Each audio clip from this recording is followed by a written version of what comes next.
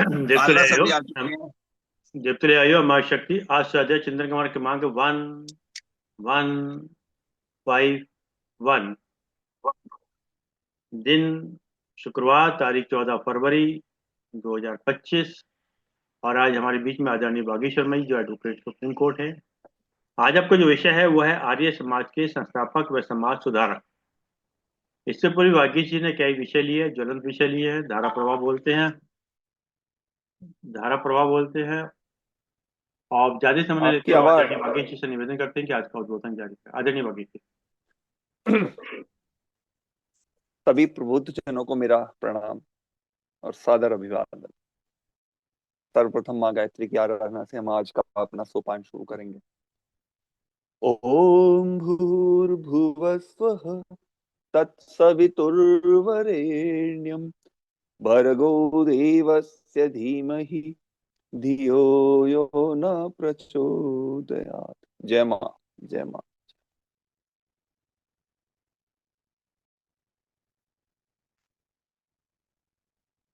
19वीं शताब्दी वो शताब्दी थी जब भारत में कि जो सामाजिक संरचना हो, धार्मिक संरचना हो, आध्यात्मिक संरचना हो, सब में बड़ा अंधकार में वातावरण था। और उस वातावरण में, उस गहन अंधकार में लोग एक ऐसी दिव्य आत्मा की कामना कर रहे थे जिसमें जो इस अंधकार को दूर कर सके। और तभी 12 फरवरी 1824, करीब 200 वर्ष पूर्व, गुजरात के टंकारा में एक बालक का जन्म हुआ।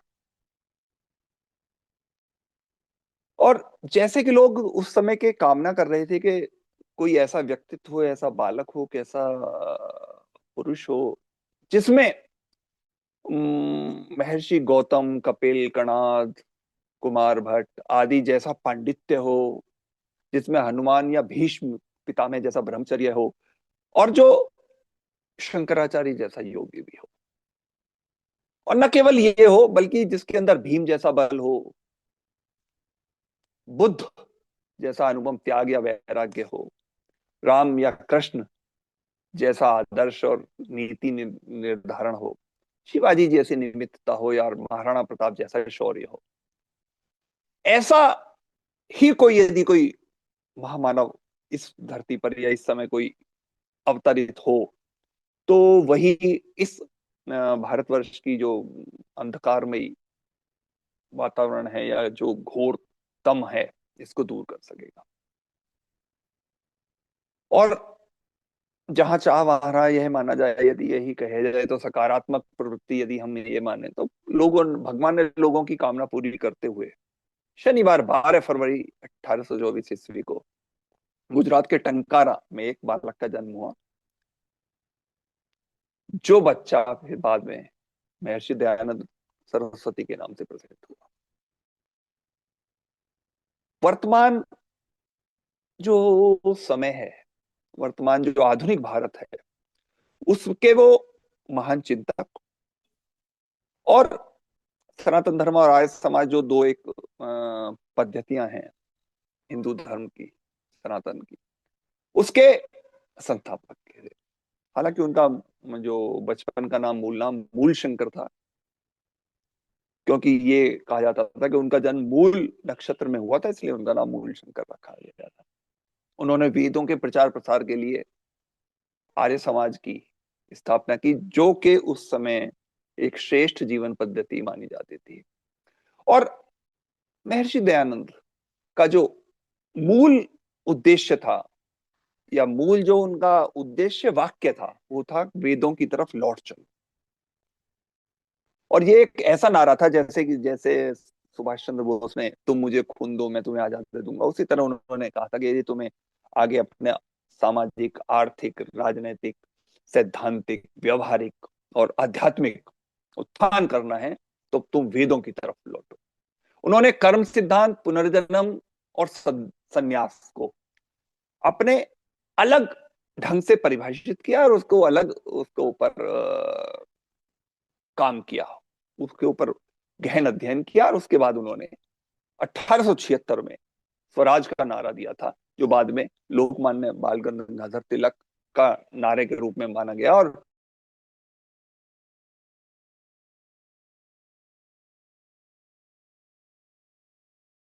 आर्य समाजियों को यह निर्देश भिजवाया था कि सब सदस्य अपना धर्म सनातन धर्म लिखवाएं। वह समय सत्य सनातन धर्म की जय हो, यही उनका एक उद्देश्य था। हालांकि यदि हम उनके प्रारंभिक जीवन के बारे में बात करें तो जैसा मैंने बताया कि उनका 1800 वहां पे 1824-25 में टंकारा में जन्म हुआ था, जो गुजरात के राजकोट में है। उनके पिता श्री कृष्ण जी थे, माँ यशोदाबाई थी। उनके पिता एक टैक्स कलेक्शन टैक्स कलेक्टर या फिर कहें तो थे, और ब्राह्मण कुल के समृद्ध और प्रभावशाली व्यक्ति थे। और जैसा मैंने बताया, मूल नक्षत्र में होने के कारण और कर्मकांडी ब्राह्मण परिवार में होने के कारण उनको का नाम बाल्यावस्था में मूल शंकर तिवारी रखा गया। जीवन, क्योंकि पिता को भी ऐसी धन के बारे में कोई दिक्कत नहीं थी, आर्थिक स्थिति बहुत ठीक थी, तो इसलिए आराम से उनका जीवन चल रहा था। और जो उनकी माता थी वो विशुद्ध वैष्णव थी और पिता शैव मत के अनुयायी थे। आगे चलकर विद्वान बनने के लिए उन्हें संस्कृत, वेद और शास्त्रों और धार्मिक पुस्तकों के अध्ययन के लिए उन्हें पारंगत कर दिया गया। उसी तरह से शिक्षा के क्षेत्र में उन्हें भेज दिया गया, क्योंकि उनके पिता शिव के पक्के भक्त थे, इसलिए बालक मूल शंकर को भी शिव भक्ति में लगा दिया गया या शिव की आराधना में लगा गया। एक बार महाशिवरात्रि के अवसर पर उनसे कहा गया कि महाशिवरात्रि का व्रत रखो, और शिव मंदिर में रात्रि में जब कथा कीर्तन चल रहा था तो उन्होंने देखा कि चूहे जो है वहां शिवलिंग के आसपास मंडरा रहे हैं, और वो जो खाने पीने की चीजें उन्हें इधर उधर कर रहे हैं। बालक को बालक मूल शंकर को ये बात कुछ अटपटी लगी, क्योंकि उसको ये लगा कि ये शिवजी जब अपने जो सेवा के लिए रखी गई चीजें हैं इनका प्रॉपर यदि ध्यान नहीं रख पा रहे, और दूत जो भक्त व्रत रख रहे हैं और लेकिन ये चूहे उत्पात मचा रहे हैं, तो इससे उसको जरा थोड़ा सा उसका मन व्यथित हुआ और वो वहां से उठकर घर चला गया। और उसने सच्चे शिव के प्रति, शिव शंकर से हटकर केवल शिव के प्रति जो उसके की जिज्ञासा शुरू हुई। एक और कारण जो उनके मन में ये वैराग्य या इस तरह की जो भावनाएं हैं, उनमें एक कारण ये भी था कि उनकी जो छोटी बहन थी और उनके चाचा, उनके हैजे के कारण मृत्यु हो गई। तो ऐसे में वो ये सोचने के लिए मजबूर हुए कि क्या जीवन और मरण के बीच में ये क्या है। और वो इस तरह के ऐसे जीवन मरण से संबंधित या इस तरह के स्थिति परिस्थितियों से जो प्रश्न है वो अपने माता पिता से पूछने लगे और पूछते थे। उनके माता पिता ने उनका विवाह किशोरावस्था में ही कराने का निर्णय ले लिया, लेकिन क्योंकि उस समय की ये मूल धारणा रहा करती थी कि बच्चों का विवाह किशोरावस्था में कर दिया जाए, लेकिन बालक मूल शंकर ने निश्चय किया कि विवाह उसके लिए नहीं बना है, और इस कारण 1846 में वो घर को छोड़कर सत्य की खोज के नाम से वो चल दिए। 1846 में वो इस खोज में निकल पड़े, तो उनकी भेंट स्वामी विरजानंद, जिनको कि उनका प्रारंभिक या असली गुरु के रूप में माना जाता है, उनसे हुई। स्वामी विरजानंद संस्कृत के बहुत बड़े विद्वान, धार्मिक गुरु, वैदिक गुरु और आर्य समाज के संस्थापक स्वामी दयानंद के एक वास्तविक ऐसे गुरु थे जिन्होंने उनके जीवन को एक अलग निर्देश दिया। गुरुदेव ने उन्हें पाणिनि का व्याकरण, पातंजलि का योग सूत्र और वेद और वेदांगों का अच्छी तरह से अध्ययन कराया। और जब पूरी तरह से ये उनको लगा, गुरु को, हाँ ये अब बिल्कुल इन सब चीजों में पारंगत हो गया है, इसको सब कुछ चीजों का ज्ञान हो गया है, तो उन्होंने बालक दयानंद को कहा कि अब तुम पूर्ण हो।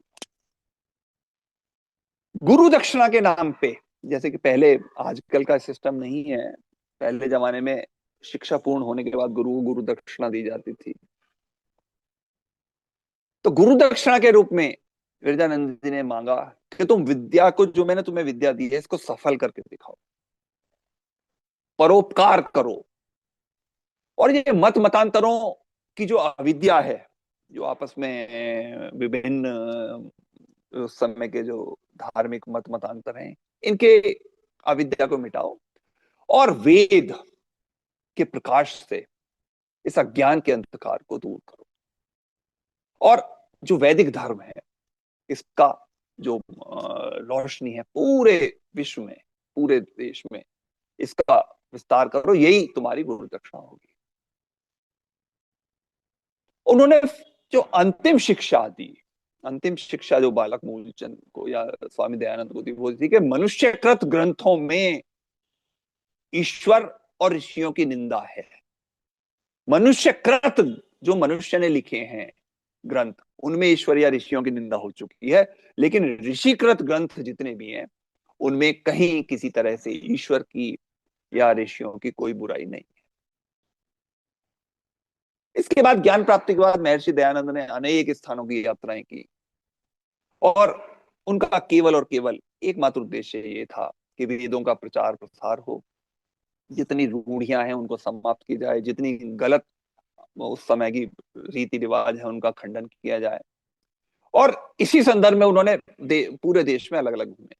हरिद्वार में उस समय जो कुंभ था, उसमें भी उन्होंने वहां भाग लिया। और उनका मुख्य उद्देश्य ये था कि वहां पर जाकर जो पाखंड फैलाने वाले, चाहे वो साधु हो, चाहे वो महात्मा हो, चाहे वो तांत्रिक हो, या जो भी कोई हो, उनको, उनके से जो गरीब जनमानस है उसको मुक्त किया जाए। इस संबंध में उन्होंने खूब शास्त्रार्थ किए। और वो फिर वहां से चलने के बाद इसी सब सिलसिले में कलकत्ता पहुंचे। वहां पे केशव चंद्र सेन और देवेंद्र नाथ ठाकुर उनके संपर्क में आए। इन दोनों ने कलकत्ता में उस समय रामकृष्ण परमहंस का भी बहुत बड़ा वो था, और बाकी ये धर्म के क्षेत्र में कलकत्ता एक अच्छा पहचान बना था। वहां से उन्होंने जो अपनी जो वेशभूषा, जिसको हम आखिर तक स्वामी दयानंद की वेशभूषा देखते थे, वो उन्होंने वहां से, और हिंदी में, अदरवाइज इससे पहले वो संस्कृत का बहुत अधिक प्रयोग करते थे, संस्कृत में बहुत पारंगत थे, उन्होंने हिंदी को भी बोलना और लिखना आरंभ किया। न केवल ये सब बातें हुई, बल्कि उन्होंने जो वहां के उस समय कलकत्ता के जो वायसराय थे, उन्होंने उससे कहा था कि मैं चाहता हूं कि विदेशियों का राज्य भी बहुत अच्छा नहीं है। मतलब आप, वायसराय से कहा कि आपका जो कार्य प्रणाली है या जो आपका सिस्टम है, वो हम हिंदुस्तानी के लिए ठीक नहीं है। लेकिन क्योंकि भिन्न भिन्न भाषाएं हैं, भिन्न भिन्न शिक्षाएं हैं, अलग अलग व्यवहार हैं, अलग अलग नीतिगत फैसले हैं, इसलिए बिना किसी परस्पर व्यवहार के, परस्पर उपकार के, कोई भी कार्य का सिद्ध होना, इसलिए आपको ऐसा सिस्टम कुछ करना पड़ेगा जिससे कि समाज में समरसता बनी रहे।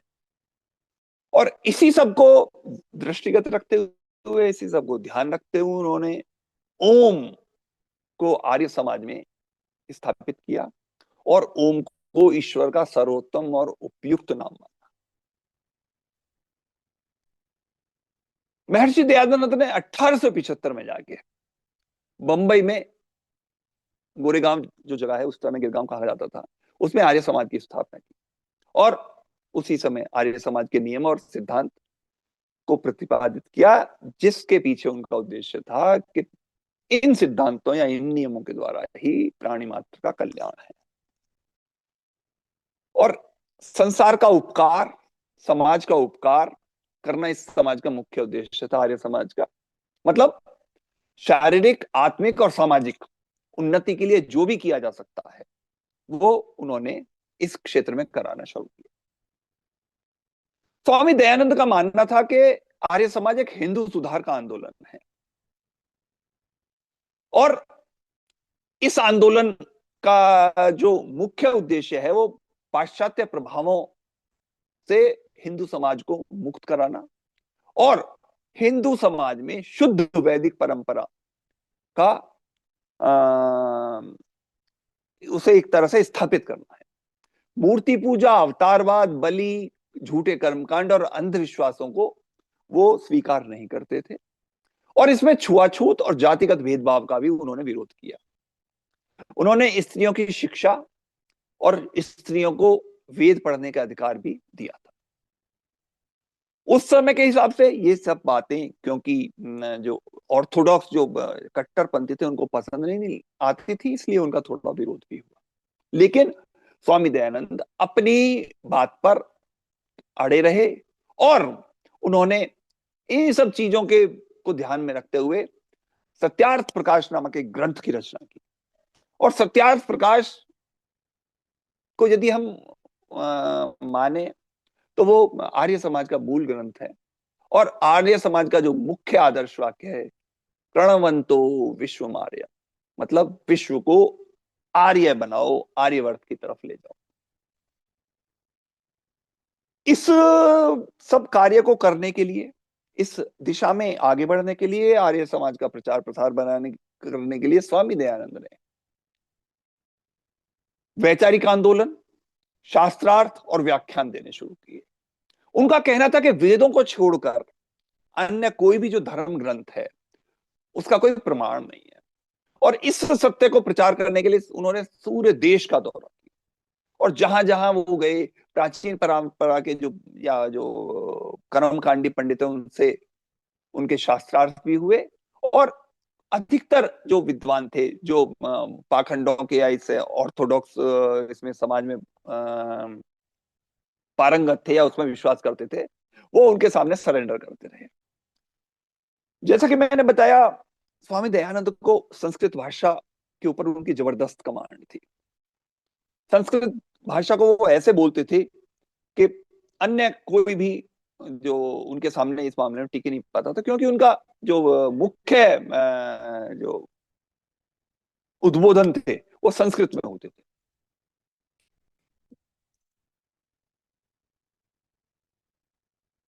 लेकिन वो जो भी बात कहते थे उसके पीछे उनकी एक तार्किक शक्ति इतनी जबरदस्त थी, उनके पास उतने अकाट्य उनके प्रमाण थे और वेदों की ऋचाओं को वो ऐसे उद्बोधित करते थे कि जिसका फिर किसी के पास कोई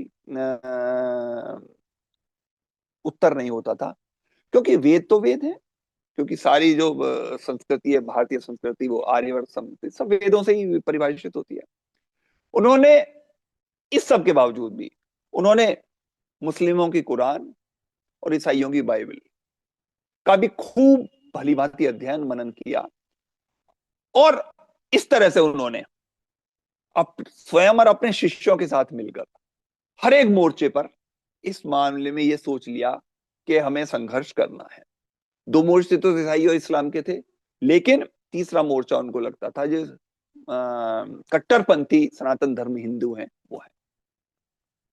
स्वामी दयानंद ने बुद्धिवाद या शिक्षा में पारंगत होने, शिक्षा देने, शिक्षा लेने और शिक्षा को आगे बढ़ाने की जो मशाल जलाई वो लाजवाब थी। इस सब के साथ साथ उन्होंने जनमानस में अपनी पैठ बनाने के लिए समाज सुधार के भी ऐसे कार्य किए कि जो उस समय के हिसाब से गजब थे, क्योंकि दयानंद ने उस समय में की जो कुरीतियां हैं, अंधविश्वास हैं, रूढ़ियां हैं, पाखंड है, उनका जबरदस्त विरोध किया। उन्होंने देखा कि कुंभ के मेले में प्रचार करने के उद्देश्य से जो जब वो पहुंचे, उन्होंने देखा कि कुछ लोग अपना उल्टी सीधी भाव भंगिमा के साथ, उल्टी सीधे कर्म कांडों के साथ गरीब और जो अनपढ़ हैं लोग हैं उनको का पागल बना रहे हैं। और जो उस समय के जो पंडे हैं वो उनको लूट रहे हैं।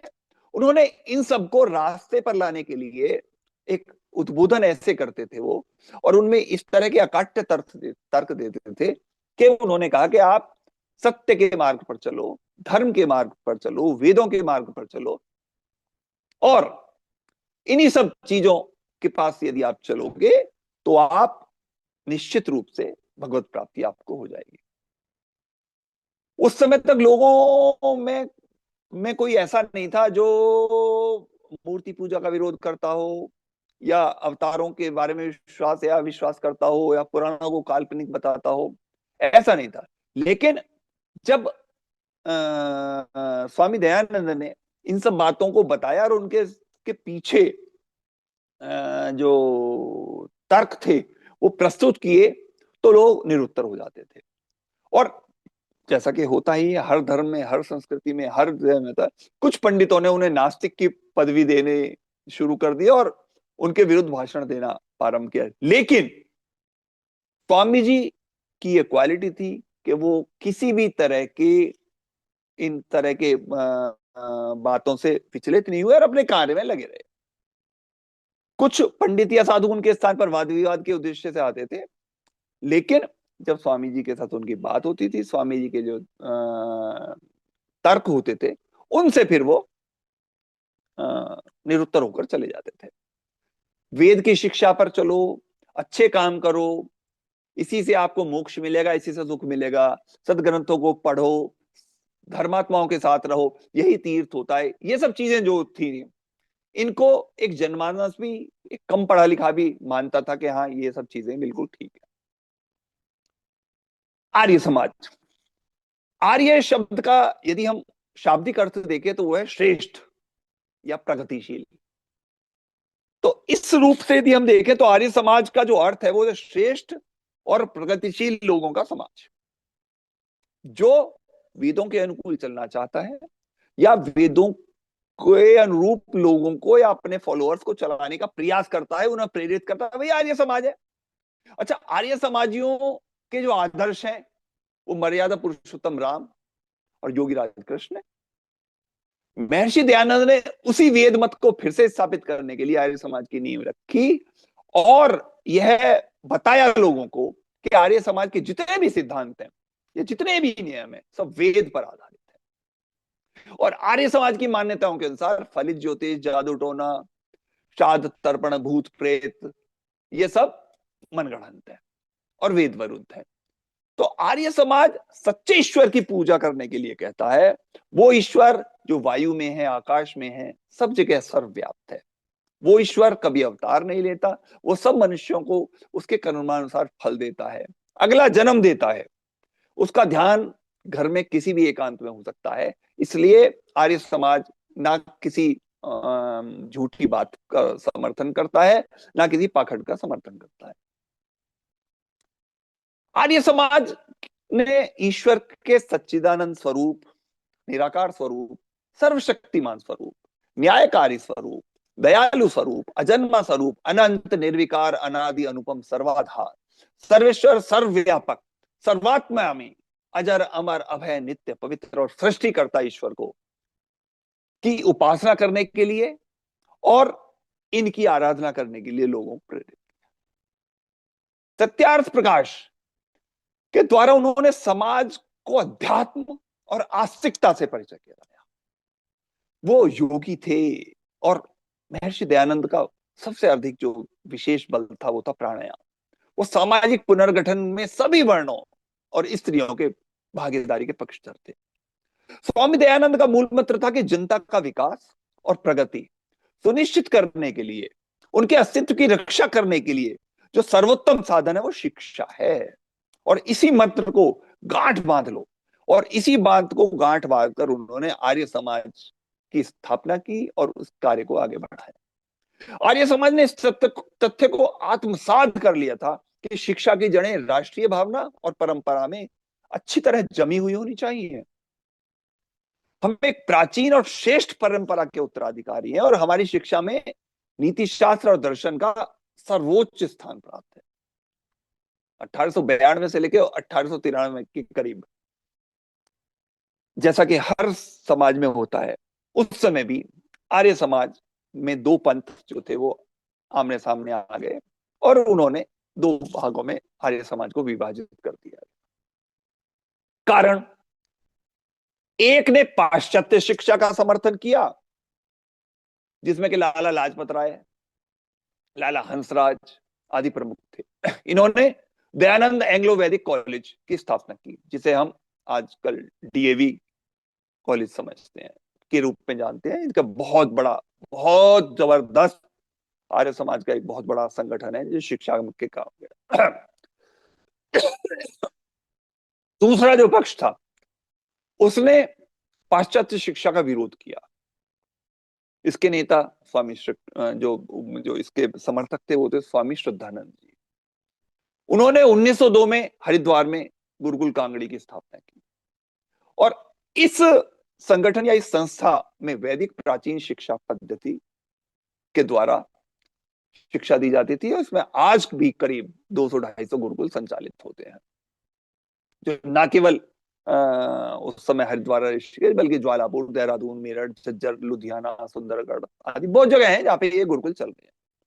अब शिक्षा के क्षेत्र में गुरुकुल और डीएवी की स्थापना से आर्य समाज को बहुत लाभ मिला और इसका प्रचार प्रसार एकदम बढ़ा। इस सब के साथ साथ स्त्री शिक्षा पर जो उनका विशेष ध्यान था, या इसकी स्त्री शिक्षा को जो बढ़ावा देने के पीछे जो सोच थी, वो भी बहुत उल्लेखनीय थी। अब देखिए 1885 से लेकर आर्य समाज की जो मुख्य शाखाएं हैं, उन्होंने महिला विद्यालयों की घोषणा की और बाद में डीएवी और ये गुरुकुल, इनके द्वारा उन्होंने न केवल महिला विश्वविद्यालय तक स्थापित कराए, बल्कि महिलाओं के और कन्याओं के लिए बेसिक प्राइमरी से लेके और अल्टीमेटली विश्वविद्यालय तक की शिक्षा को सुगम बनाया। दयानंद सरस्वती वास्तु जगत और आध्यात्मिक जगत दोनों तरह के ज्ञान को महत्व प्रदान करते थे। उनका कहना था कि ज्ञान का यथार्थ आप तभी समझ सकते हैं यदि आप समसामयिक के साथ साथ आप सद्ज्ञान भी करते हैं, क्योंकि उनका कहना था सद्ज्ञान जो है वो सर्वोच्च है। सद्ज्ञान के बिना आपका कहीं गुजारा नहीं हो सकता।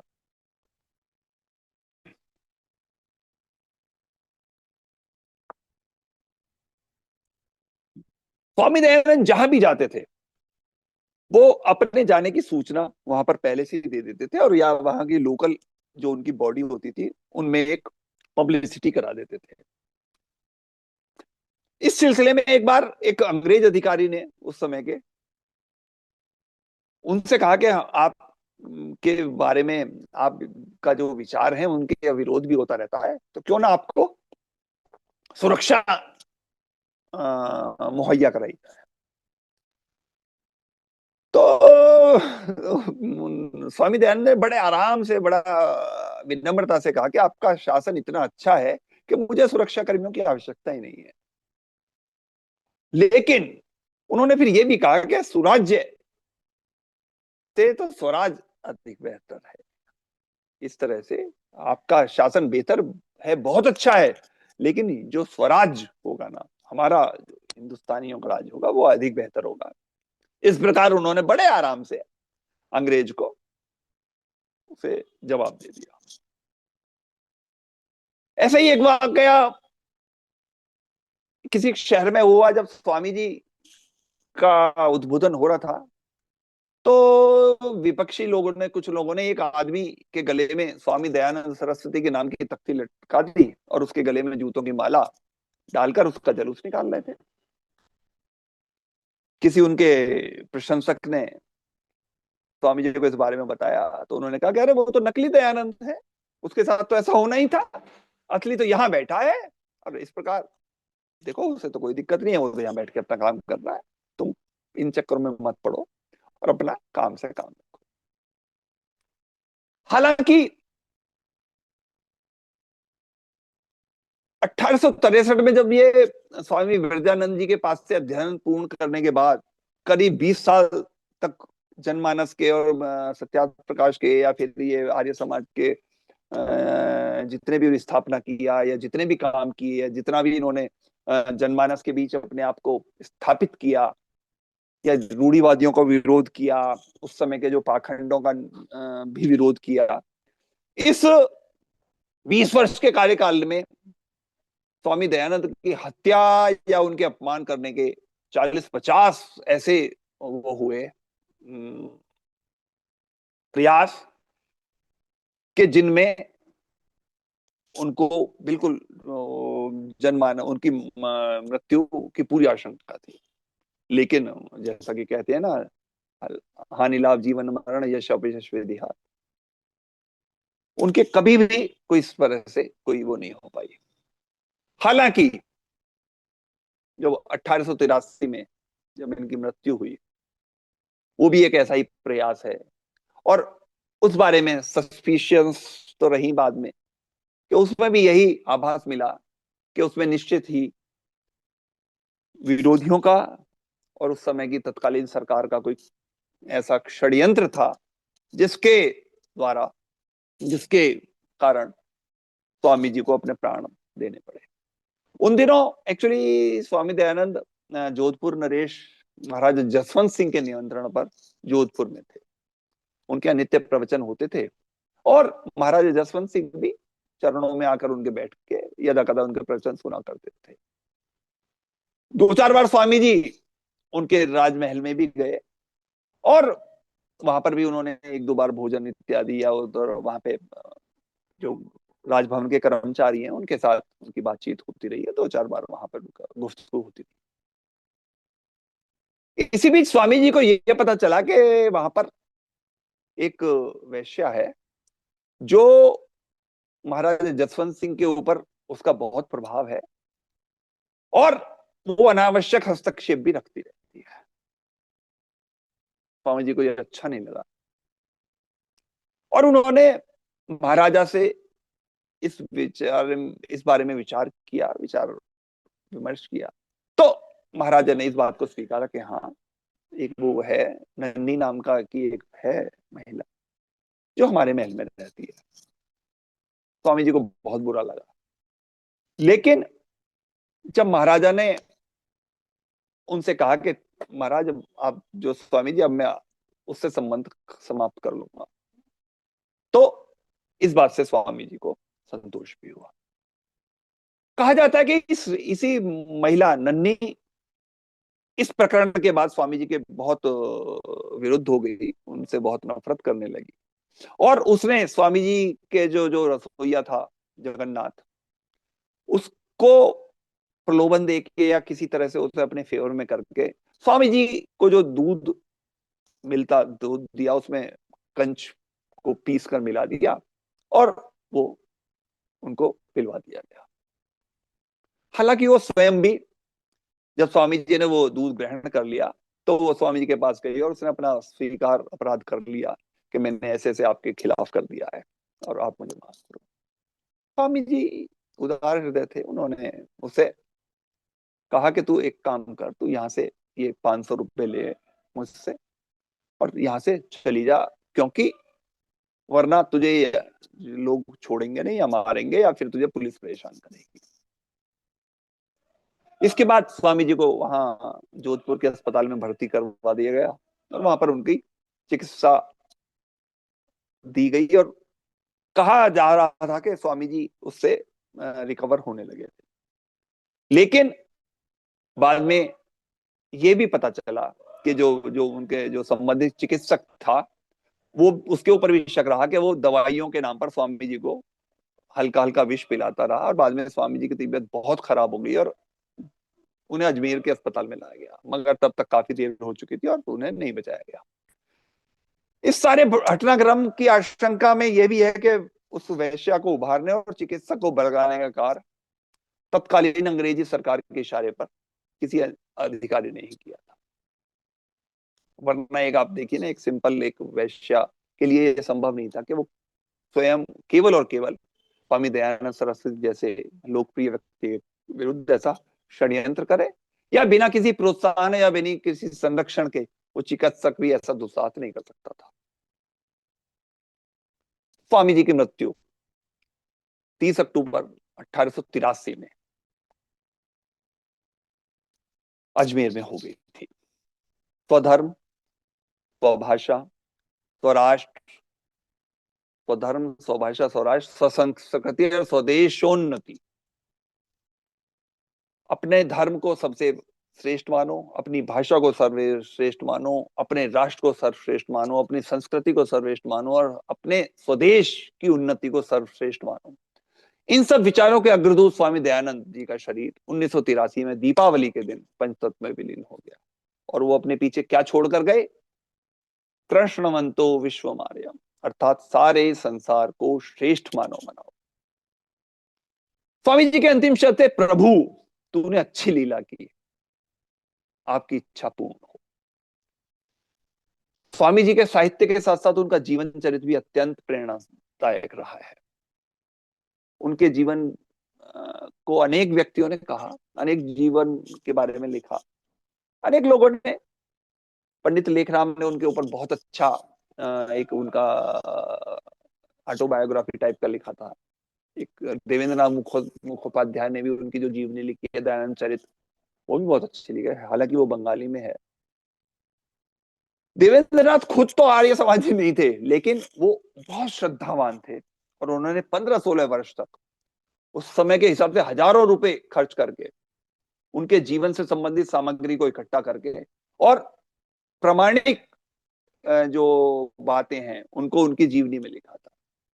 और इस लेखन कार्य को देवयुग से वो पूर्ण नहीं कर पाए, लेकिन और उनकी असामयिक मृत्यु हो गई।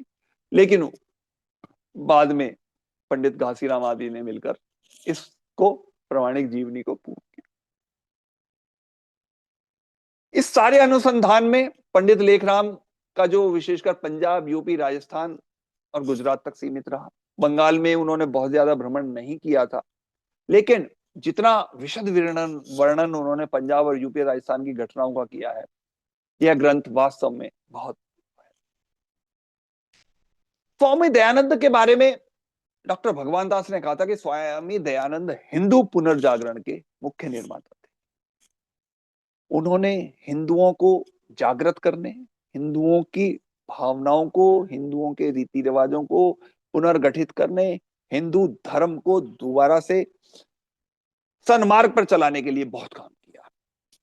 एनी बेसेंट एक बहुत बड़ी विदेशी वो रही हैं। उन्होंने कहा था कि स्वामी दयानंद पहले व्यक्ति थे जिन्होंने भारत मतलब आर्यवर्त को, आर्यवर्तियों के लिए, ये एक ऐसा सेंटेंस चालू होगा, मतलब भारत केवल भारतीयों के लिए है, इस बात की घोषणा की थी।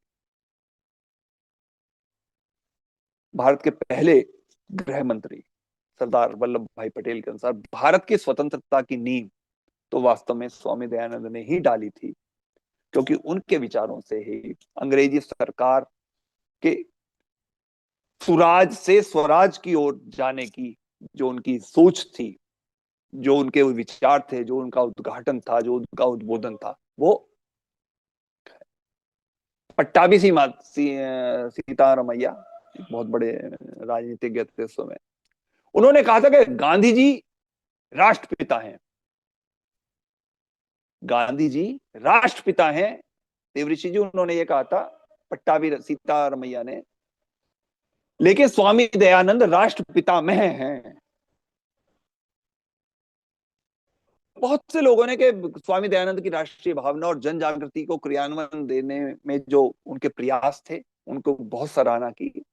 और उन्होंने कहा कि स्वामी दयानंद का जो प्रादुर्भाव है लोगों को मानसिक कारागार से मुक्त कराने, जाति बंधन तोड़ने के लिए हुआ है। उनका जो आदर्श है, आर्यवर्त उठ जाग आगे बढ़, समय आ गया है, नए युग का निर्माण कर, नए युग में प्रवेश कर। और इसी तरह लोकमान्य तिलक ने स्वराज और स्वदेशी का सर्वप्रथम मंत्र प्रदान करने वाले दीदीप्यमान नक्षत्र थे स्वामी दयानंद जी, कहा था। न केवल ये, बल्कि नेताजी सुभाष चंद्र बोस ने स्वामी जी के बारे में कहा था कि आधुनिक भारत के आद्य निर्माता हैं, जिन्होंने शुरू वास्तव में भारत कि वर्तमान स्वरूप, भारत के वर्तमान स्वरूप को क्या प्रोसेस शुरू किया था। और सर सैयद अहमद खान ने कहा कि स्वामी जी एक ऐसे विद्वान हैं, ऐसे व्यक्ति हैं जिनका दूसरे मतावलंबी भी, हिंदू, मुस्लिम, सिख, ईसाई, सभी उनका सम्मान करते हैं। और वीर सावरकर ने कहा था कि महर्षि दयानंद संग्राम के सबसे पहले और सर्वप्रथम योद्धा है। लाला लाजपत राय तो क्योंकि उनके मतावलंबी थे, तो उन्होंने कहा कि स्वामी दयानंद ने हमें स्वतंत्र विचारना, स्वतंत्र बोलना और स्वतंत्र कार्य पालन करना सिखाया। अब देखिए, स्वामी जी ने अपने जीवन काल में जो समय की कुरीतियां थी उनके ऊपर बड़ा स्पष्ट रूप से, बड़ा मुखर होकर चोट की। उन्होंने जन्म न जातिवाद का विरोध किया। उन्होंने कहा था कि आदमी कर्म से चलता है, जन्म से जातिवाद नहीं होता है। छुआछूत का वो धुराधुर विरोधी थे। बाल विवाह को उन्होंने विरोध किया, बहुविवाह का विरोध किया, सती प्रथा का विरोध किया। हालांकि कुछ उन्होंने कंट्रोवर्शियल बातें भी की। उन्होंने श्राद्ध कर्म को गलत माना, पशु बलि का उन्होंने विरोध किया, नर बलि का विरोध किया, पर्दा प्रथा का विरोध किया, देवदासी प्रथा का उन्होंने उन्मूलन किया, और शवों को दफनाना या नदी में बहाना, इसका भी उन्होंने विरोध किया। उनका कहना था कि शव का जो था अंतिम संस्कार करना चाहिए, उसको दफनाना या नदी में नहीं बहाना चाहिए। समुद्री यात्रा का उस समय के लोग विरोध करते थे, उन्होंने उसका भी खंडन किया।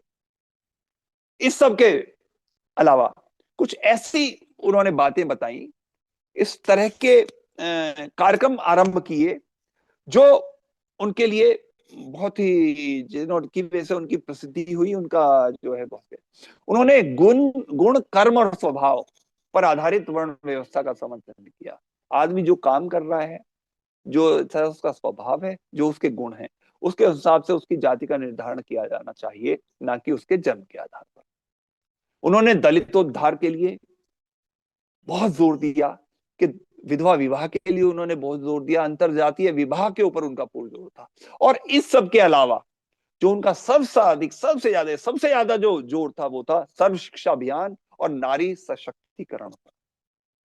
उनका कहना था कि नारी को आप यदि शक्तिशाली बनाओगे, नारी को शक्ति संपन्न बनाओगे, नारी को शिक्षित बनाओगे, तो ये सर्वश्रेष्ठ कार्य है। उन्होंने पुराने जमाने की रूढ़ियों को बदलकर प्रत्येक व्यक्ति को वेद पढ़ने का अधिकार दिया, गुरुकुल शिक्षा सभी के लिए सुग्राह्य और सर्वव्याप्त की। और आप सोच नहीं सकते, सबसे पहला जो हिंदू अनाथालय था उसकी स्थापना उन्होंने की थी। सबसे पहली गौशाला की स्थापना स्वामी दयानंद ने की थी। स्वदेशी आंदोलन और हिंदी भाषा का उन्होंने घोर समर्थन किया, और इसीलिए उनका जो था पूरे जनमानस के ऊपर उनका काफी हद तक प्रभाव पड़ा। न केवल ये सब, बल्कि स्वामी दयानंद ने बहुत धार्मिक और सामाजिक पुस्तकें अपने जीवन काल में लिखी। शुरू की जो पुस्तकें थी वो उनकी संस्कृत में थी, कि लेकिन कई समय के साथ उन्होंने कई पुस्तकों को, आर्य भाषा कहते थे वो, हिंदी को हिंदी में भी लिखा, क्योंकि उनको लगता था कि आर्य भाषा की पहुंच संस्कृत से बहुत ज्यादा है। अच्छा लिखने के लिए, अच्छे अपनी विचारों को अधिकाधिक लोगों तक पहुंचाने के लिए स्वामी दयानंद ने हिंदी भाषा का प्रयोग करने वाले प्रथम व्यक्ति थे। उनके विचारों को, उनके ग्रंथों को, हालांकि वो सब वेद द्वारा परिभाषित या वेदों पर ही आधारित थे, ये कहा कि यदि आप इन पर चलोगे तो हमारा जो भारत राष्ट्र है पुनः विश्व गुरु, गौरवशाली, वैभवशाली, शक्तिशाली, संपन्नशाली, सदाचारी और महान बन सकता है। स्वामी जी का जो श्रेष्ठ, जो उनके विचार हैं, या जो सर्वोत्तम कृति है, वो सत्यार्थ प्रकाश है। सत्यार्थ प्रकाश बेसिकली 14 समुल्लासों में रचा गया है, मतलब 14 इसके वो हैं खंड, या फिर जो पहले 10 खंड हैं उनमें सनातन वैदिक धर्म का प्रतिपादन किया गया है, और बाद के जो 4 जो समोल्लास हैं, भारत के जो खंड है, उनमें देशी विदेशी मत मतांतरों की समीक्षा की गई है। सत्यार्थ प्रकाश वो ग्रंथ है जिसकी रचना स्वामी जी ने 1875 में हिंदी में की थी, और जब ये उदयपुर प्रवास में थे उस समय ये की गई थी। और जहां इन्होंने उस समय उदयपुर में किया था, तो वो वहां पर अब सत्य प्रकाश भवन बना हुआ है, सत्यार्थ प्रकाश भवन बना हुआ है। और इसका प्रथम जो संस्करण था वो अजमेर से प्रकाशित हुआ था। हालांकि 1982 में इसका दूसरा संशोधित संस्करण निकला, और अब तक इसके 20 से अधिक संस्करण निकल चुके हैं। हालांकि देवदत्त जी ऋषि साहब इसको बहुत ज्यादा अच्छे से बता सकते हैं। करीब 20 संस्करण सत्यार्थ प्रकाश के आ चुके हैं, क्योंकि सत्यार्थ प्रकाश का प्रमुख उद्देश्य है, इस रचना को रचने के पीछे जो स्वामी जी का मुख्य उद्देश्य था, वो आर्य समाज के सिद्धांतों का प्रचार प्रसार था। इसके अलावा इन्होंने इसमें ईसाई और इस्लाम और कई और हिंदू पंथों और मतों का खंडन भी किया। उस समय के हिंदू शास्त्रों का गलत अर्थ निकालकर हिंदू धर्म को या संस्कृति को बदनाम करने के जो षड्यंत्र चल रहे थे, उनका भी इन्होंने सत्यार्थ प्रकाश के द्वारा खंडन किया। और इस खंडन के साथ साथ उन्होंने इस षड्यंत्र का को नेस्तनाबूद करने के लिए उन्होंने किया। सत्यार्थ प्रकाश का जो नाम रखा है उन्होंने, सत्य, अर्थ और प्रकाश, अर्थात सही अर्थ पर प्रकाश डालने वाला ग्रंथ सत्यार्थ प्रकाश है। तो इस समाज सुधारक के रूप में स्वामी दयानंद सरस्वती जी की जो इस रचना का मुख्य प्रयोजन सत्य को सत्य और मिथ्या को मिथ्या का प्रतिपादन करना है। हालांकि हिंदू जीवन में, हिंदू समाज में, हिंदू व्यक्तित्व में दोनों चीजों को बराबर रखकर चला जाता है, तो भी हिंदुओं में हम देखते हैं कि स्पष्टवादी या समष्टिवादी व्यक्ति बहुत कम होते हैं। ध्यान में लीन उपासक के समीप यदि आप इस समाज का कोई व्यक्ति तड़प भी रहा हो, तो वो उसको ध्यान भंग नहीं करना चाहेगा, या फिर वो चाहेगा कि इस व्यक्ति को यहां से हटा दो क्योंकि मेरा ध्यान भंग हो रहा है। और 19वीं सदी में तो क्योंकि अंग्रेजों की सभ्यता बहुत प्राबल्य थी, अंग्रेजों अपने प्रचार प्रसार में लगे हुए थे, और भारतीयों की भारतीयता को नष्ट करने के लिए मैकाले की योजना चल रही थी। हिंदुओं को पतित और अंग्रेजी शिक्षा प्रणाली पर जोर था। विदेशी सरकार और अंग्रेज समाज अपने एजेंट पादरियों के द्वारा ईसाइयत का झंडा पूरे देश में फहरा रही थी, और उसके ऊपर बहुत पैसा खर्च करा जाता है। तो उस समय हिंदू अपना धार्मिक और राष्ट्रीय गौरव खो रहे थे, और प्रतिदिन उल्टी सीधी किताबें बांटकर, उल्टे सीधे संस्कारों के बारे में बात करके उनको सबको जो है पथभ्रष्ट किया जा रहा था। तो ऐसे में स्वामी दयानंद ने आर्य समाज और सत्यार्थ प्रकाश के द्वारा इन घातक प्रवृत्तियों को रोका। स्वामी जी ने तो यहां तक लिखा कि स्वराज में उत्पन्न हुए व्यक्ति ही मंत्री होने चाहिए। परमात्मा हमारा राजा है, राजा वह कृपा करके हमें राज्याधिकारी बनाता है, इसलिए हिंदू पर केवल हिंदू, हिंदुस्तान में केवल हिंदुओं का ही राज्य चलना चाहिए। और वेद और उपनिषदों में जो बातें बताई गई हैं, जो इसमें परंपराएं या जो फिर कुछ कार्य प्रणाली बताई गई है, उनका प्रतिपादन होना चाहिए। तभी हम स्वसमाज, स्वधर्म और स्वभाषा और स्वराष्ट्र के प्रति भक्ति और ज्ञान को फैलाएंगे, अपनाएंगे। और यही आर्य समाज की सामाजिक और शैक्षणिक शिक्षा थी। 1873 में ही उन्होंने एक रत्नमाला के नाम से पुस्तक प्रकाशित कराई, जिसमें स्वामी जी ने 100 शब्दों की परिभाषा वर्णित की है। इसमें कई शब्द आम बोलचाल के हैं, और ये केवल और केवल 8 पेज की छोटी सी किताब है, आर्योद्देश्य रत्नमाला। केवल 8 पेज हैं, लेकिन इतनी पॉपुलर किताब है, क्योंकि इसमें ईश्वर, धर्म, कर्म आदि के बारे में जो अर्थरूढ़ या जो लोगों ने इसके अर्थ अनर्थ बता करते या फिर जो अर्थों को बदल दिया था, उनको सबको इन्होंने इसमें बदल दिया गया इस सारी व्याख्या के। गौ करुणानिधि, एक स्वामी जी ने 1881 में एक किताब लिखी थी, गौ करुणानिधि, और इसमें उन्होंने गौरक्षा आंदोलन को स्थापित करने और भारत में गौ का समुचित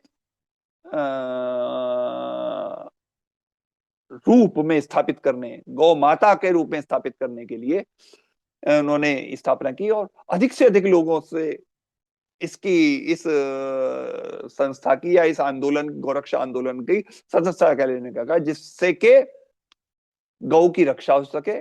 और न केवल ये, आधुनिक पर्यावरणवादियों के समान उन्होंने यहाँ पर यह भी विचार किए कि पुरुष जो पशुओं की हत्या ना करके हमें उनका पालन करना चाहिए, और उनके पालन करने से हमारे को जो लाभ होंगे वो अकाट्य है।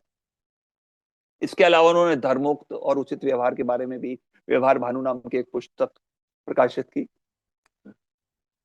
तब 83 में उदयपुर में स्वामी दयानंद सरस्वती ने एक स्वीकार पत्र प्रकाशित किया, ये भी एक इंपॉर्टेंट है, जिसमें उन्होंने अपनी मृत्यु के पश्चात 23 व्यक्तियों की परोपकारिणी सभा की जिम्मेदारी सौंपी, जो कि उनके बाद उनका काम आगे बढ़ा सके। इसमें महादेव रानडे भी थे, और जो 23 गणमान्य व्यक्तियों को साक्षी के रूप में इसमें हस्ताक्षर करा गए।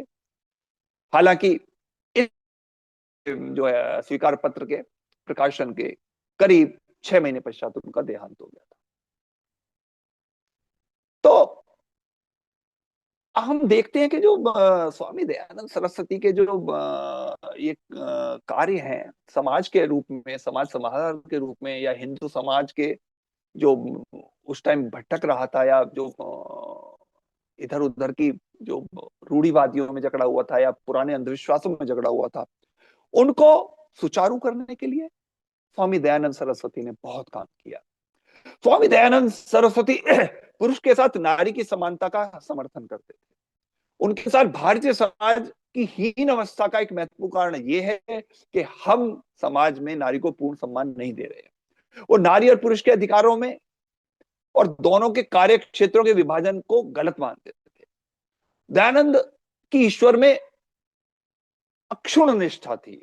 वो प्रत्येक सांसारिक पदार्थ और उसके विषय के मूल में परमेश्वर की सत्ता को स्वीकार करते थे। वे दयानंद एकेश्वरवाद के मतलब स्वामी दयानंद एकेश्वरवाद के अनुयायी थे। उनके अनुसार ईश्वर के नाम भले ही अनेक हों, लेकिन ईश्वर अनेक नहीं हो सकते, ईश्वर केवल एक है। इन सब के साथ साथ दयानंद ने सार्वभौमिक शिक्षा का प्रतिपादन किया। उन्होंने कहा कि माता पिता और राज्य के लिए यह आवश्यक है कि सभी को अनिवार्य रूप से शिक्षित किया जाए। सभी के लिए वेदों की शिक्षा या वेदों का अध्ययन कंपलसरी किया जाए, जिससे कि वेदों के अनुकूल आदमी यदि आचरण करेगा तो इसके द्वारा समाज भी अच्छा बनेगा, और वेदों की जो शिक्षा है उसका पालन करने में कभी भी किसी को कोई दिक्कत नहीं होगी। स्वदेशी आंदोलन की वकालत स्वामी दयानंद ने सबसे ज्यादा की, क्योंकि उसके पीछे उनका कहना था कि स्वदेशी की यदि हम स्वदेशी को यदि हम बढ़ावा देंगे, आर्थिक आत्मनिर्भरता अच्छी हो जाएगी। स्वदेशी उत्पादों का जो उपयोग है वो यदि हम ज्यादा करेंगे तो हमारा जो लोकल लोग हैं, लोकल उद्योग हैं, वो आगे बढ़ेंगे। विदेशी वस्तुओं का बहिष्कार करने और भारतीय उद्योगों को बढ़ावा देने का आह्वान भी स्वामी दयानंद सरस्वती ने किया। आर्य समाज ने स्कूल, अनाथालय और अस्पताल तो स्थापित किए ही किए। उन्होंने सामाजिक बुराइयों को मिटाने की दिशा में भी, भारतीय समाज को सुधारने की दिशा में भी, और समाज के नैतिक उत्थान की भावना को बढ़ाने के लिए भी बहुत जबरदस्त योगदान दिया। स्वामी दयानंद ने बाल विवाह, सती विवाह, जाति आधारित भेदभाव और छुआछूत आदि की बुराइयों के खिलाफ जबरदस्त लड़ाई लड़ी, और इस सब के साथ साथ उन्होंने सद्गुणों को विभूषित करके जो मनुष्य आगे बढ़ता है, जो समाज में सद्गुणों के साथ आगे आता है, वही समाज का सर्वश्रेष्ठ निर्धारित कर सकता है। शिक्षा का उद्देश्य, स्वामी दयानंद का मानना था कि शिक्षा का उद्देश्य मानव में सभ्यता, सदाचार, परोपकार आदि गुणों का विकास करना है। विद्याविलासी, घृतशील या सत्यव्रत अभिमान रहित होकर प्रत्येक वाचक को, प्रत्येक पढ़ने वाले को परोपकारी, संसार के दुख को दलन करने वाला और सद्गुणों से युक्त कर्मचारी या कर्मरति शिक्षा या कर्मरति व्यक्ति द्वारा शिक्षा निर्मित होना चाहिए। एकेश्वरवाद और ईश्वर के निराकार के रूप में उन्होंने की निष्ठा थी। उन्होंने कहा कि वेदों ने ईश्वर को अद्वितीय अर्थात एक बताया है, तो इसलिए दूसरा ईश्वर होने का तो कोई कारण ही नहीं है। और सबसे अंत में मैं यही कहना चाहूंगा कि स्वामी दयानंद सरस्वती के अनुसार सृष्टि के 3 मूल कारण ईश्वर, जीव और प्रकृति हैं, और इनके बिना हम अपनी जीवन के बारे में सोच भी नहीं सकते। आप सभी का आभार कि आपने समय देकर आज का उद्बोधन दिया। प्रणाम। बहुत बहुत धन्यवाद आदरणीय बागी शर्मा जी। सदा की भांति आप जिस विषय पर बोलते हैं, अक्षर पर बोलते हैं,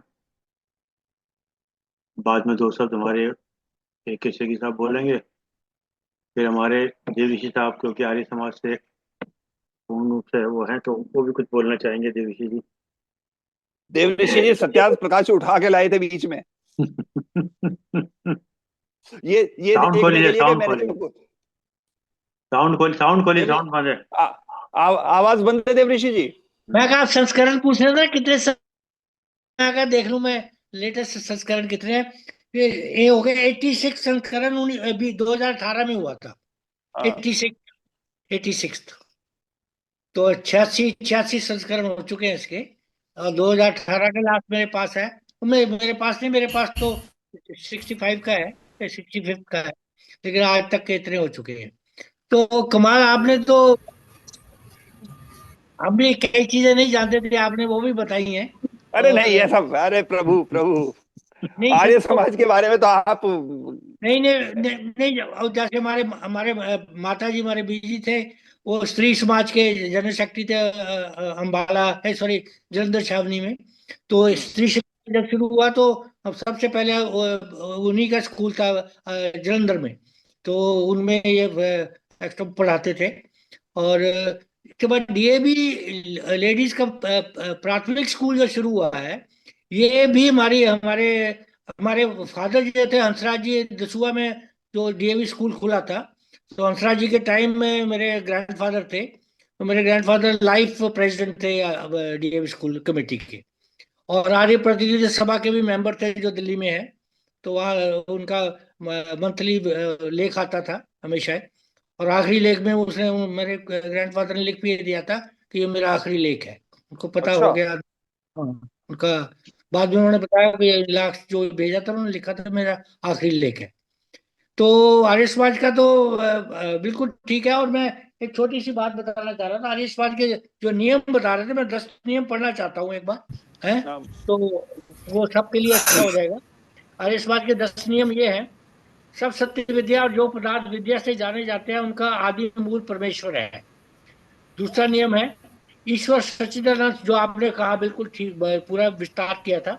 ईश्वर सच्चिदानंद स्वरूप निराकार सर्वशक्तिमान न्यायकारी दयालु जन्मा अनंत निर्विकार अनादि अनुपम सर्वाधार सर्वेश्वर सर्वव्यापक सर्वंतर्यामी अजर अमर अभय नित्य प्रवृत्ति सृष्टि करता है, उसी की उपासना करने योग्य है।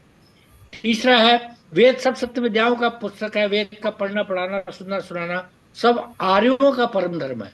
मैं ये नहीं कि ब्राह्मणों का है या, सब आर्यों का, सब वर्णों का। चौथा है सत्य के ग्रहण करने और सत्य को छोड़ने में सर्वदा उद्यत रहना चाहिए। पांचवा सब काम धर्मानुसार अर्थात सत्य और असत्य को विचार करने चाहिए, होने चाहिए। छठवां संस्कार का उपकार करना इस समाज का मुख्य उद्देश्य है। अर्थात जैसे आपने भी कहा, ये वर्ड भी यूज किए थे, शारीरिक आध्यात्मिक और सामाजिक उन्नति करना।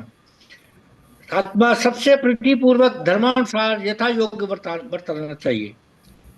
आठवां अविद्या का नाश और विद्या की वृद्धि करनी चाहिए। नौवां प्रत्येक की अपनी ही उन्नति से संतुष्ट न रहना चाहिए, किंतु सबकी उन्नति में अपनी उन्नति समझनी चाहिए। और लास्ट है सब मनुष्यों को सामाजिक सर्वहितकारी नियम पालने में स्वतंत्र रहना चाहिए और प्रत्येक हितकारी नियम में सब स्वतंत्र रहे। तो ये आर्य समाज के 10 नियम हैं।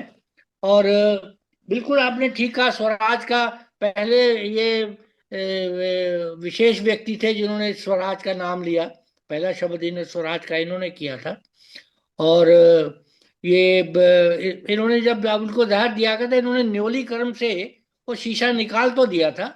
न्योलीकरण एक क्रिया होती है, हाँ जी, हाँ योगी जी। जानते हैं अंदर का। हाँ, तो उन्होंने निकाल दिया था। और लेकिन शरीर इतना दुर्बल हो चुका था, नुकसान बहुत पहुंच चुका था, जैसे आपने कहा अजमेर में फाइनली वो वापस नहीं आ पाई है। और ये इनके जो ब्रिजानंद जी थे वो अंधे थे, उनकी आंखें नहीं थी। इनके जो गुरु गुरु जी जी थे थे, जी, पहले गुरु जी। हाँ वो, हाँ बिल्कुल दंडी थे, मतलब बिल्कुल इतने उनकी हड्डियां पिंजर नजर आ रहे थे।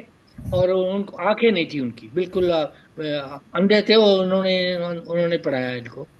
और डीएवी स्कूलों का तो आपने बहुत बहुत अच्छा बताया। श्रद्धानंद जी ने गुरुकुल शुरू किए और उन्होंने डीएवी स्कूल किए। डीएवी का नाम ही उन्होंने कहा, जैसे आपने कहा भाई शिक्षा में वे- सब हाँ, प्रणालियां होनी चाहिए। हाँ। संस्कृत के साथ वेद पाठ के साथ ये साइंस भी अंग्रेजी, पढ़ना अंग्रेजी भी चाहिए, जो, इसीलिए अंग्रेजी भी इसका जी। नाम दयानंद, हाँ एंग, दयानंद एंग्लो वैदिक, एंग्लो तो वैदिक इसका कॉलेज, ये नाम ही है। डीएवी कॉलेज, हाँ जी। एंग्लो भी है, बाहर की स्टडी भी इसमें। और हाँ जी, वैदिक भी है, दयानंद दोनों। एंग्लो वैदिक, जी तो जी। ये पूरा नाम डीएवी का यही है। नहीं, और श्रद्धानंद कॉलेज दिल्ली में भी नहीं कही है, हंसराज हाँ जी, कॉलेज हाँ भी जी, नहीं कही है। हाँ जी, हाँ हाँ जी। जी, हाँ बिल्कुल बिल्कुल वो बिल्कुल। डीएवी के अंडर और में ही है सब। श्रद्धानंद जी तो उन्होंने, श्रद्धानंद जी पहले थे जिन्होंने कन्वर्शन शुरू किया था। जी। बुद्धिज्म से हिंदुओं को कन्वर्शन करने के लिए उनको भी, श्रद्धानंद जी को भी ऐसे मारा गया था जैसे इनको मारा गया, क्योंकि वो कन्वर्शन, इतना उनको भी कन्वर्शन साथ कर, दिया गया था। हाँ, उन्होंने ये बोल दिया था कि जो ये सुन लेगा, ओम सुन लेगा, जो हिंदू वापस आ जाएगा, मुसलमानों से वापस आ जाएगा। बौद्ध धर्म सत्यनारायण जी ने ही खत्म किया, नहीं तो जी यहाँ तो जी। बौद्ध धर्म ही सब जगह फैल चुका था। तो बौद्ध धर्म से बहुत लोग इधर आए और मुसलमान भी आना शुरू हो गए थे। तो उनको भी फिर ऐसे अंग्रेजों ने मिलके और मुसलमानों ने मिलके षड्यंत्र से उनको भी मारा। तो आपने आपका बहुत, देवऋषि जी, कुछ इसमें ना कुछ बातें ऐसी भी थी इसमें आज के उद्बोधन में, जो अरविंद जी का जो आदेश रहता है, कुछ बातें ऐसी कंट्रोवर्शियल होती हैं कि यदि उनको कह दिया जाए तो फिर ना वो, चाहे वो हिंदू मुस्लिम हो, हिंदू बुद्ध हो, हिंदू हाँ आदिवासी हो, बिल्कुल बिल्कुल मैं सही कह मैंने रहे हैं। मैंने उनको अवॉइड किया इसमें उससे हम लोग जानबूझ के। बचते हैं एक्चुअली। उनको हाँ बच बिल्कुल गया सही मैं कह मैं रहे, मैंने आप सही मैंने कह रहे हैं, उनको लिया बिल्कुल ही सही कह नहीं, रहे हैं। मैंने अवॉइड बिल्कुल किया ठीक है, जबकि आप बिल्कुल ठीक कह रहे हैं, बिल्कुल ठीक कह रहे हैं, और होना भी चाहिए। हम धर्म तो मानते ही नहीं है किसी को, मनुष्य अच्छी धर्म। अच्छी चीज, अच्छी अच्छी चीजें लो, उसका प्रचार प्रसार करो, एक्चुअली कहाँ गंदगी में पैर हमारा डालना। देखो हमारा बागी जी हमारे गुरुदेव का एक संदेश है कि हर व्यक्ति जिस धर्म को मानता है माने और उसमें और उस श्रेष्ठ कार्य करे, मतलब जिसमें जो चाह बिल्कुल रहा है ना उसमें बिल्कुल श्रेष्ठ करे। बिल्कुल कभी बिल्कुल किसी एब्सोल्युटली यही बिल्कुल बिल्कुल बिल्कुल सही कहा आपने, बिल्कुल ये यही, हाँ हाँ, हमारी पीढ़ी तो इसी पे चल रही है। हम लोग तो कम से कम ये स्वाध्याय चिंतन में तो हमारा ये है ही है। लेकिन लेकिन वो एक ठीक है, अब जो वास्तविकता था उसको भी हमारे हमारे मन में नहीं आना नहीं, नहीं चाहिए। करते, हमारे नहीं इतना करते। माइंडेड होना चाहिए अच्छा, हम लोग को, बिल्कुल ही। तो क्योंकि राकेश हमें जी, त्रुटियां, हमें भी अपनी त्रुटियों को खत्म करना चाहिए। हाँ काला साहब आप बोलेंगे। हाँ मैं ये कह रहा था कि वेदों को तो मानते थे, वेदों को सबको प्रेरित करते थे, पर वेदों का जो अंतिम पार्ट वेदांत है, ये माधवाचार्य का अप्रोच को लेके चलते हैं। शंकराचार्य की जो अप्रोच है अद्वैत वाली, वो अद्वैत अलग है। वेदांत को नहीं मानते थे। बिल्कुल अद्वैत बिल्कुल। वेदांत जो कहता है कि हाँ जी, एक ही ब्रह्म बेशक है, पर जीव भी नहीं है। जीव भी, जीव जो है, यानी ब्रह्म है, जीव नहीं है, केवल ब्रह्म की सत्ता ही है, आत्मा ही केवल तत्व है जिसका दर्शन किया जाना चाहिए। तो इन्होंने मतलब जीव, ब्रह्म और माया, तीन चीजों को लेकर के जैसे बयान किया है, ये माधवाचार्य का अप्रोच है। केवल जी। अद्वैत जो है वेदांत, जो कहता है कि जीवो ब्रह्मैव ना परे, ब्रह्म और जीव दो नहीं है, केवल एक ही सत्ता है। वही जो आत्मा है, आत्मा शब्द हमारे उपनिषद में यूज किया हुआ है, उपनिषद पाठ को हम वेदांत कहते हैं, जिसका ब्रह्मसूत्र और अपना योग दर्शन, योग विशिष्ट, ये जिसका अष्टाव गीता, इसका एडवोकेट करते हैं जिसको, तो ये कहते हैं कि आत्मा जो है वही जीवात्मा है। यानी समझ लीजिए कि जिस तरह से आकाश के अंदर बैठा हुआ कोई व्यक्ति घड़ा बनाता है, तो जितना हिस्सा घड़े के अंदर चला वो घटाकाश हो गया, बाकी महाकाश है। तो घटाकाश जो है घट के मिटने के बाद वो आकाश उसमें जाके मिल जाता है। बोले ऐसे ही केवल एक आत्मा का व्यापक प्रसार है, आत्मा ही सर्वत्र है। और इस आत्मा के अंदर जितना हिस्सा शरीर ने घेर लिया वो जीवात्मा हो गया। अंदर बाहर आगे पीछे जीवात्मा इसी आत्मा ही है, क्योंकि अंदर भी वही आत्मा है, वही बाहर आत्मा है। और अंदर का जीवात्मा जो है जब ये घट फूटेगा शरीर रूपी, तो इसी में जाके मिल जाएगा, प्रोवाइडेड इस बात का ज्ञान हो कि मैं शुद्ध आत्मा हूं। और जब शुद्ध आत्मा ज्ञान नहीं होगा तो फिर उसके बाद ये बेशक चक्कर में जाएगा। लेकिन अगर इस बात का ज्ञान हो गया, इस पर आदमी टिक गया कि मैं आत्मा ही हूँ और इसी में प्रतिष्ठित हो गया, इसी में रह रहा है, तो फिर उसको आत्मा को दोबारा नहीं जन्म लेना, वो आत्मा आत्मा में जाके मिल जाएगा। यानी जो सूक्ष्म है, सूक्ष्म ही तो इसी आकाश में ही रहते हैं, खाली स्थान में ही रहते हैं। खाली स्थान में वायु है, आकाश है और स्वयं जीव है। यानी सूक्ष्म शरीर जो है इसी आकाश में घूमते रहते हैं। और आकाश सूक्ष्म शरीर को जब स्थूल से मिलता है, अब पंचीकृत भूतों को जब पंचीकृत किया जाता है तो सूक्ष्म शरीर में आकाश आके शामिल हो जाता ही नहीं है। परमात्मा जो चारों ओर है, बाहर है, अंदर बाहर, वही परमात्मा आके इस शरीर में, सूक्ष्म शरीर में मिल करके स्थूल शरीर बन जाता है। तो आत्मा यानी जो है वही सर्वत्र है, जिसको वेदांत में कहते हैं और जिसको शंकराचार्य सपोर्ट करते हैं, उसके ये कट्टर विरोधी थे, नहीं मानते इस बात को। बोले जीव अलग है, परमात्मा अलग है और प्रकृति, ये तीन तत्व लेकर के ये हमेशा आगे बढ़ते थे। और ब्रजानंद जी के बारे में कहा जाता है, जिस बच्चे गए ब्रजानंद जी के बारे में पूछा गया कौन हो, जैसे रामकृष्ण परमहंस के पास गए थे विवेकानंद, पूछा कौन हो, तो उन्होंने पूछा मैं यही पता करने के आया हूँ कि मैं कौन हूँ, यानी अपना स्वरूप जानने के लिए मैं आया हूँ, मुझे कृपया मदद करके बताइए। तो उन्होंने कहा ठीक है, हमारा शिष्य बनने काबिल है। नरेंद्र नाथ फिर जो है ये मूल शंकर जो है ये दयानंद जी बने।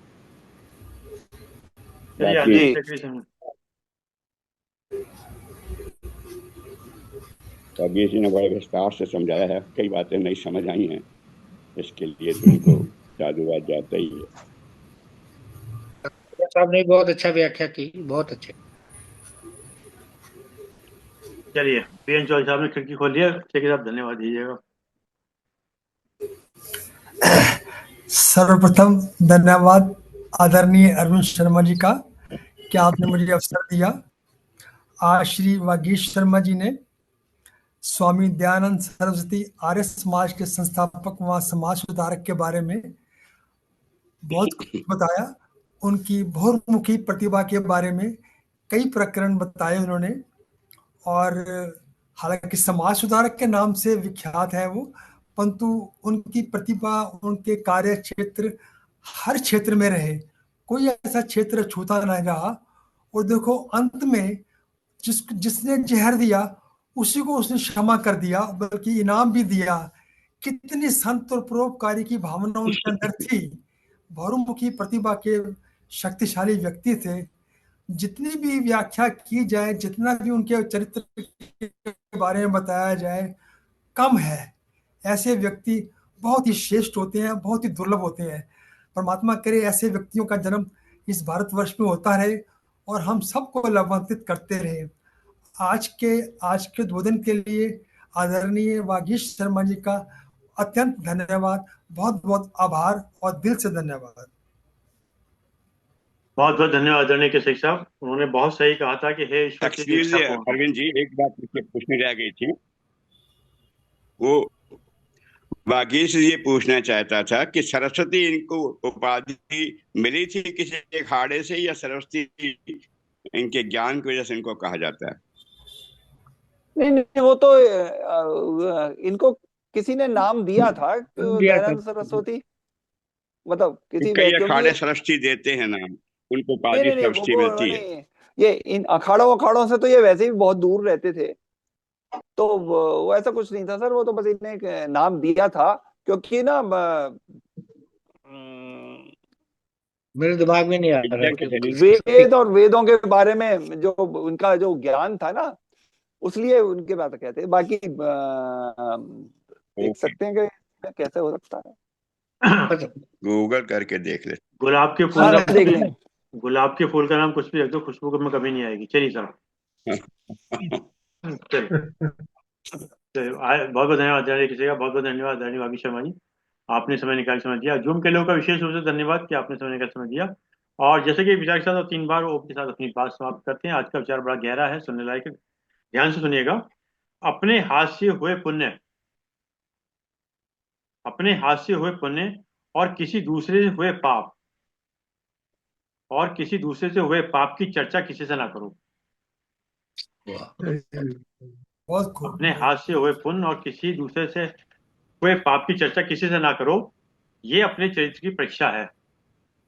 वाह, क्या बहुत ये अपने चरित्र की परीक्षा है। महत्वपूर्ण, बहुत यही परीक्षा, बिल्कुल सही कह रहे हैं, बहुत बिल्कुल सही। आइए 3 ओम का उच्चारण करते हैं। ओम ओम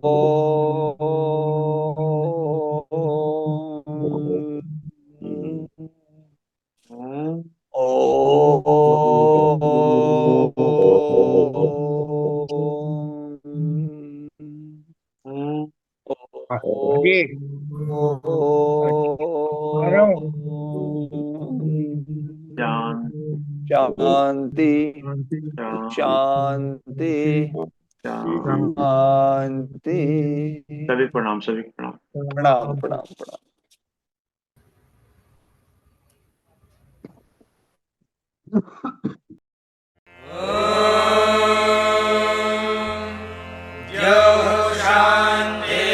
शान्तिरन्तरिक्षं शान्तिः पृथिवी शान्तिरापः शान्तिरोषधयः शान्तिः वनस्पतयः शान्तिर्विश्वे देवाः शान्तिर्ब्रह्म शान्तिः सर्वं शान्तिः शान्तिरेव शान्तिः सा